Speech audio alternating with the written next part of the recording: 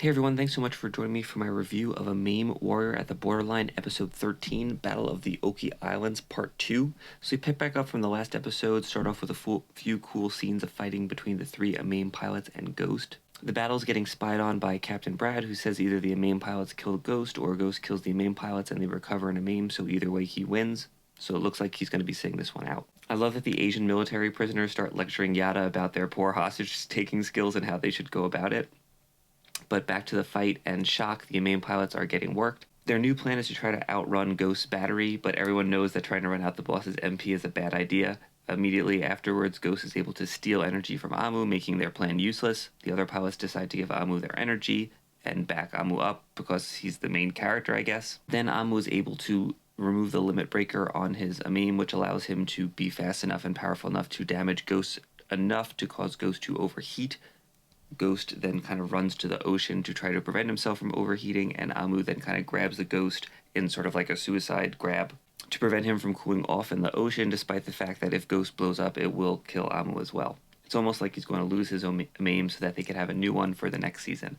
And I'm guessing a hint at the end credit scenes that he survived, maybe a team up with Ghost in Season 2 and we learn about Ghost. Anyway, Ghost blows up and Amu quote-unquote dies. I never really noticed that the end credits show Tezuka and Shion sort of standing by themselves looking out into the ocean with one of Amu's boots floating in the background, kind of also hinting that he died all along, but I just don't believe it. In the after credits scene, Captain Brad finds the remnants of Ghost, and we find out next episode is going to be a time skip and time for a status quo shift.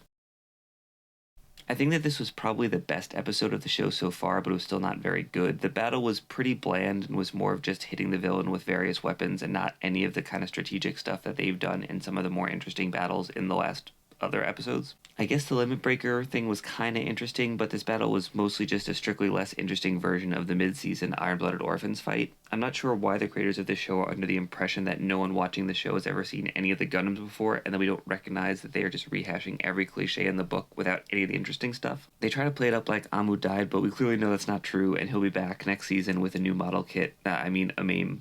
I'm also not sure why the main plot of the show transitioned to fighting Ghost. It's like the first episode introduced a more ambitious plot. They had no idea how to resolve that, so they just introduced an all-powerful villain and made it the target of all the characters. And they never really explained who Ghost is, or what it is, or how it was created, or what its relevance is. And the fact that Ghost was recovered and will probably become even more powerful in the next season makes all the time they fighting it less impactful.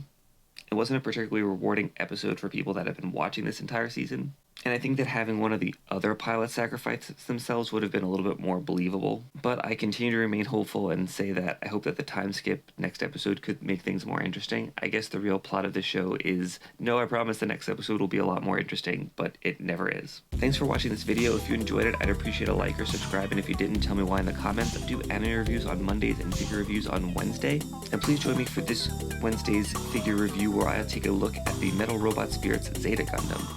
Thanks so much and keep collecting.